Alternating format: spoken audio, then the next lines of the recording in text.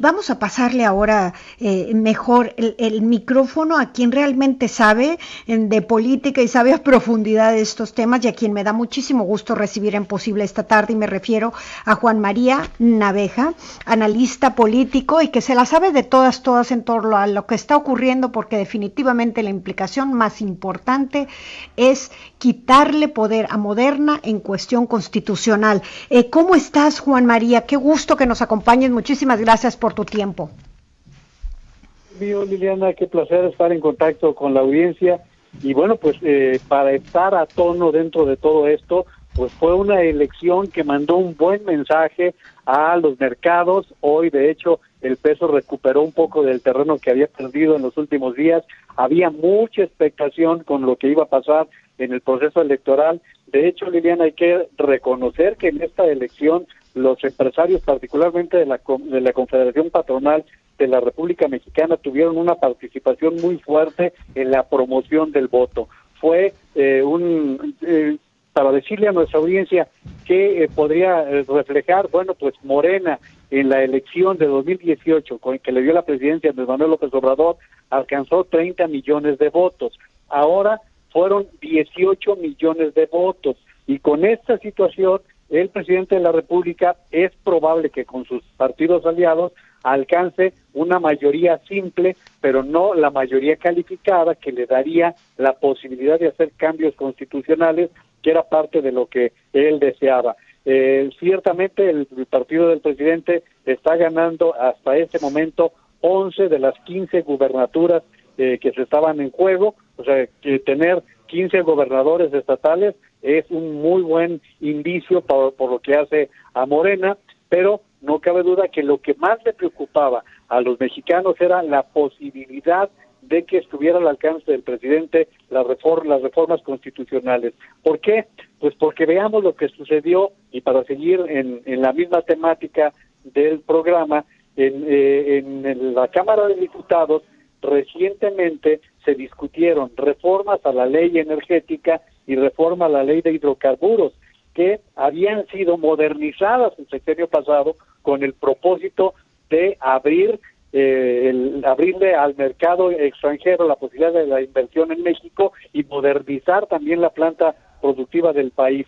El presidente López Obrador está resuelto a dejarle las energías, pues no son las renovables, porque no tienen la capacidad de hacerlo, a la Comisión Federal de Electricidad y a Petróleos Mexicanos, y esto fue un golpe muy fuerte para empresas que habían invertido mucho dinero en México en los últimos años en establecer plantas para producir energía eólica, energía solar, energía marítima, y que, pues de hecho, diríamos, Liliana, que para entrar a la visita de Kamala Harris será seguramente uno de los temas, porque recordemos que empresarios de energía acudieron a varios de los secretarios de la administración Biden para presentar una queja por la violación del gobierno de México a términos en el Tratado de Libre Comercio en materia de energía. Pero también hubo una queja del sindicato y el CEO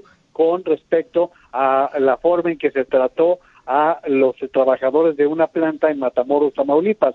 Entonces, va a ser uno de los temas que seguramente serán tratados y que traerá en la cartera la vicepresidenta Harris en su entrevista del día de mañana con el presidente. Pero diríamos, Viviana, que fue una jornada electoral muy importante. Acaban de dar una serie de comentarios los observadores internacionales y reconocieron que fue muy bien organizada.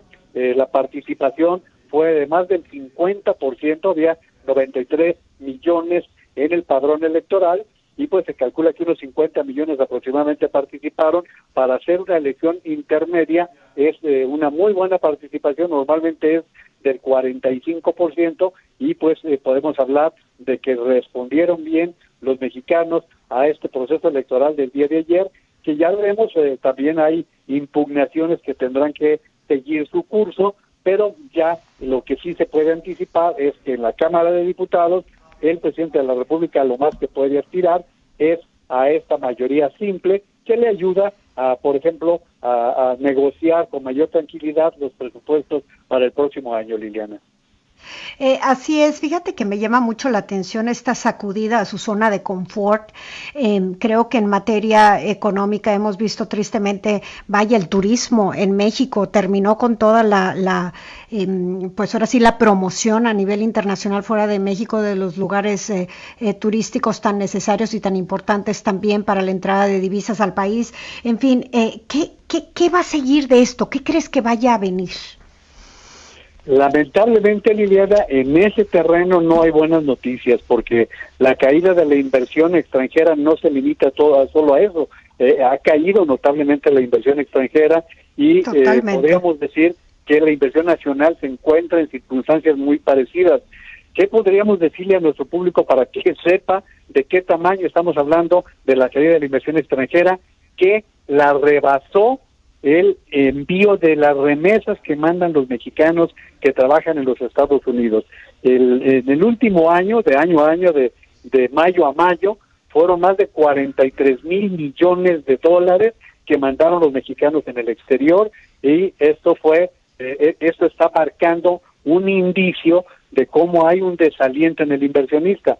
Y en sectores tan estratégicos como el que tú mencionas, el relativo al turismo, pues tiene contra la pared, por ejemplo, al estado de Quintana Roo, por la caída en el turismo, y podríamos hablar de otros sectores en donde también está teniendo el problema. Y luego, lo que tú sabes que es un detonador de riqueza, de trabajo, que es la industria de la construcción, que en el último año ha caído en un 17%, y esto obedece a que la inversión gubernamental se está concentrando nada más en las obras que le interesan al presidente de la República, no en la infraestructura general, y tampoco está llegando una inversión en la construcción, de tal manera que estamos viendo que la mayor inversión se está registrando en la construcción de casas de habitación y no en otro tipo de construcción que pudieran ser detonadoras de trabajo. Imagínate, un 17% en la industria de la construcción es un golpe gravísimo. Un golpe gravísimo en circunstancias en las que el mundo entero se ha visto afectado encima por la pandemia, y pues tendremos que cargar con estragos no solamente de las decisiones políticas, sino también de lo que generó la propia crisis de la pandemia. No sabes cómo te agradezco, Juan María Naveja, que nos des toda esta información, y para nosotros aquí en Estados Unidos también es muy importante ver el papel de nuestra vicepresidenta en esta primera visita, y los temas a abordar. ¿Qué esperas tú que podamos ver de resultados? Dijo muy claro esta mañana, no vengan hacia la frontera. Y bueno, el mensaje tiene que ser muy claro para los mexicanos, Liliana, porque se había logrado del año 2000 hasta el 2018 que se invirtiera el proceso. Eran más los mexicanos que regresaban que los que se estaban internando. Lamentablemente está creciendo el flujo de mexicanos hacia los Estados Unidos. Por eso es tan importante los temas que va a tratar Kamala Harris. Desde luego, migración, hablando del Triángulo Norte, de Honduras, Guatemala y El Salvador. Pero México ya entra también a esa categoría, y hay que tocar el tema de la corrupción, con la forma en que respondió la semana pasada el presidente Biden, mandando un mayor apoyo para las organizaciones no gubernamentales que investigan y que señalan la corrupción en los países. Creo que será un tema que lo estaba escuchando hace un momento en la conferencia de prensa que dio Kamala Harris en Guatemala, que es un tema que se va a tratar seguramente, y por supuesto la defensa del Tratado de Libre Comercio serán asuntos. Ellos se van a entrevistar a solas durante hora y media. Después los equipos, como tú sabes, van a platicar entre ellos, pero ya en un tono que será diferente. Ustedes conocen muy bien a Kamala Harris. Es una mujer que es resuelta, es una mujer que tendrá que decir lo que le corresponda, sin lugar a dudas.